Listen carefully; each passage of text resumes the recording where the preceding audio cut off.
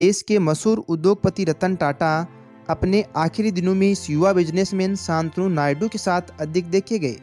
शांतनु नायडू 31 वर्ष के हैं, जो रतन टाटा के दोस्त है, और एक दोस्त की तरह शांतनु कई बार रतन टाटा के कंधे पर कई मौकों पर हाथ रखे दिखाई दिए। रतन टाटा की अंतिम यात्रा में भी शांतनु उसके साथ ही थे।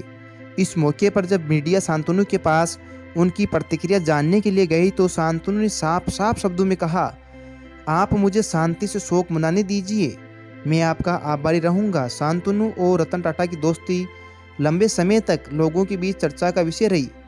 देश के सबसे बड़े उद्योगपतियों में रतन टाटा की दोस्ती उनसे 50 साल छोटे युवा नौजवान के साथ देखकर सब हैरान होते थे।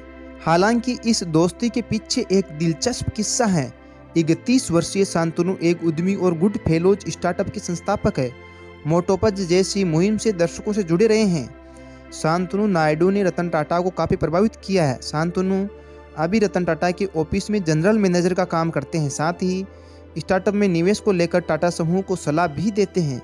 Shantanu social media influence and एक लेखक भी हैं। शांतनु और रतन टाटा की पहली मुलाकात 2014 में हुई। तब वह टाटा एलेक्सी में डिजाइन इंजीनियर के रूप में काम करते थे। पुणे में देर रात हाईवे से गुजरते समय शांतनु को हाईवे पर कुत्तों के शव दिखाई देते थे, जो तेज रफ्तार से चलने वाली गाड़ियों के नीचे आकर के मर जाते थे। रोशनी कम होने से लोगों को सड़क पर मौजूद कुत्ते नहीं दिखाई देते थे। इन घटनाओं ने शांतनु को बहुत परेशान किया। वे सोचने लगे, इन आवारा कुत्तों की जान कैसे बचाई जा सकती है।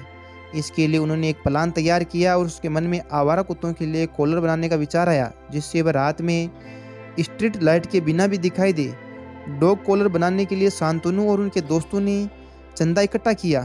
जब उनके बनाए डॉग कॉलर से कुत्तों की जान बचने लगी और ये बात जब रतन टाटा को पता लगी तो उन्होंने शांतनु को मिलने के लिए अपने पास बुलाया।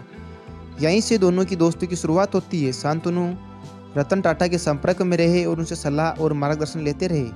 शांतनु कहते हैं कि मैं उनके संपर्क में रहा, अलग अलग विषयों पर मुद्दों पर बात करता रहा और हमारी दोस्ती बढ़ती रही। एक दिन मैंने रतन टाटा को कॉर्नेल में MBA करने की अपनी योजना के बारे में बताया। जैसे ही मुझे कॉर्नेल में दाखिला मिला, मैंने रतन टाटा को बताया कि मैं MBA करने के बाद वापस लौटकर भारत में आपकी टाटा ट्रस्ट में योगदान करने की अवसर तलाशूंगा। शांतनु जब अपनी डिग्री लेकर वापस लौटे तो रतन टाटा ने उन्हें अपने ऑफिस में शामिल होने के लिए कहा। यह साल 2017 की बात है, जब वह उनके ऑफिस में काम कर रहा था।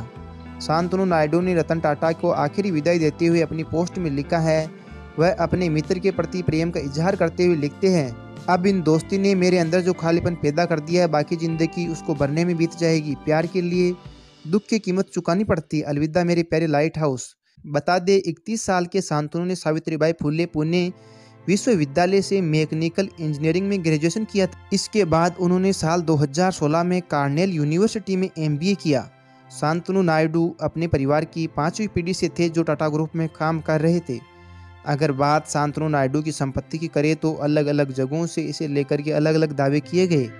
कई मीडिया रिपोर्ट्स के अनुसार शांतनु नायडू की कुल संपत्ति 6 करोड़ रुपए के करीब है, जो इसकी इस नेटवर्थ में रतन टाटा के साथ काम करने से, मोटोपोस्ट के माध्यम से समाज सेवा और उसके द्वारा ऑनलाइन की गई कमाई शामिल बताई जाती है। रतन टाटा उद्योगपति नहीं थे, वे सेवापति थे। उद्योगपति और सेवापति में फर्क होता है।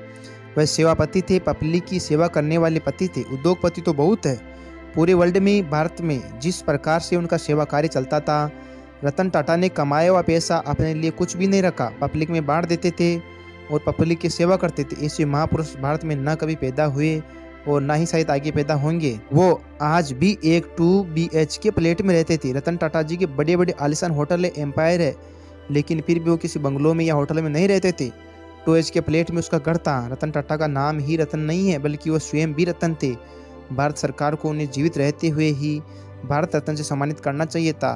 उनका भारत के विकास में योगदान अतुलनीय है, जो निस्वार्थ भाव से भारत की सेवा करते रहे, लोगों को कार्य भी देते रहे और या साथ ही अपनी कमाई हुई संपत्ति को भी लोगों में बांटते रहे। ऐसे लोग विरला ही दुनिया में होते हैं। दोस्तों, रतन टाटा जी के लिए और शांतनु की दोस्ती के लिए एक लाइक तो बनता है। प्लीज़ आप हमारे चैनल को लाइक करके इस वीडियो को सब्सक्राइब जरूर करें, साथ में शेयर भी करें।